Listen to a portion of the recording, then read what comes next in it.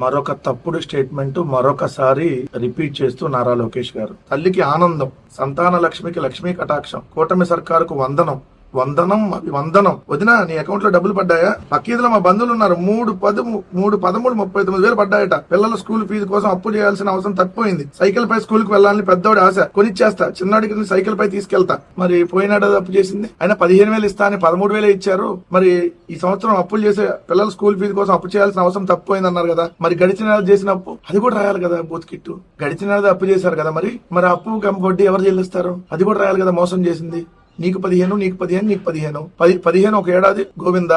ఇప్పుడు నీకు 15 ప్లేస్ లో నీకు 13 వచ్చింది, అది కూడా కొంతమందికి వచ్చింది. మరి దాన్ని కూడా రాయాలి కదా. మరి రాష్ట్రంలో ఎక్కడ చూసినా ఏ పల్లెల్లో తల్లులను పలకరించినా ఇవే ముచ్చట్లు. తల్లికి 100 నిధులు జమ అయిపోయి అసలు చాలా ఆనందంగా ఉన్నారంట, మామూలు ఆనందంగా లేరంట. అసలు ఎవరికి వచ్చిన తల్లికి 100 ఎట్లా ఆనందంగా ఉంటారు? మీరు చెప్తున్నటువంటి లెక్కల ప్రకారమే ఒక పిల్లవాడు ఉన్నటువంటి కుటుంబాలు 18,55,760. మరి వీళ్ళకి ఆనందం ఉందా? ఎందుకంటే పోయిన సంవత్సరం మీరు ఇస్తానన్నటువంటి 15,000 రాలా.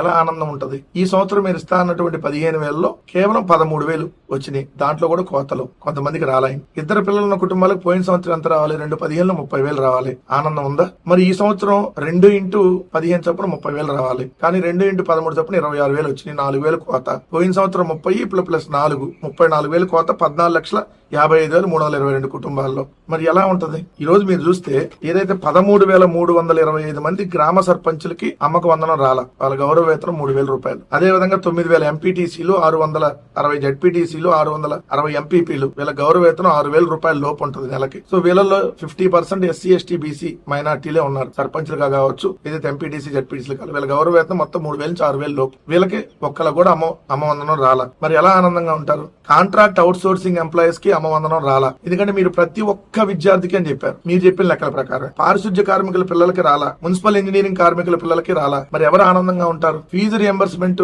వస్తే అమ్మ ఒడి ఎవరంట ఇంట్లో. అసలు ఫీజు రియంబర్స్మెంట్ రాలా, తల్లికి వందనం రాలా. ప్రైవేట్ స్కూల్లో తల్లులకి ఇవ్వకుండా డైరెక్ట్ గా మేనేజ్మెంట్ నారాయణ కాలేజీల అకౌంట్ లో, చైతన్య కాలేజీల అకౌంట్ లో వేస్తున్నారంట. మరి ఎవరు ఆనందంగా ఉంటారు? తల్లులు పిల్లలు ఆనందంగా ఉంటారు. సో మేము మొదటి ఏడాది 15,000 ఇచ్చాం, రెండో ఏడాది 14,000 ఇచ్చాం, మూడో ఏడాది 4వ ఏడాది ఏదైతే 13,000 ఇచ్చాం. మేము మళ్ళీ జూన్ కి ఇవ్వాల్సినటువంటి టైంలో మేము దిగిపోయాం. సో మేము ఎంతమంది తల్లులుంటే అంతమందికి ఇచ్చాం. కానీ మీరు ఈ రోజు ఎంతమంది పిల్లలుంటే అంతమందికి ఇవ్వటం లేదు. ఒక ఏడాది పూర్తిగా ఎగ్గొట్టారు, ఇంకో ఏడాది 2,000 కోత పెట్టారు. ఇది మాత్రం క్లియర్. అనేక మందికి ఎగ్గొట్టారు అనేది ఇప్పుడు ఈ చెప్పినటువంటి లెక్కల ప్రకారం క్లియర్ గా ఉంది. ఇప్పుడు తల్లులకు కూడా వెన్నుపోటు పొడిచారు, తల్లులను కూడా వంచారు, తల్లులను కూడా నట్టేట ముంచారు, తల్లులను కూడా నయ్య వంచన చేశారనేది ఇక్కడ మరోసారి అర్థం అవుతుంది నారా లోకేష్ గారు.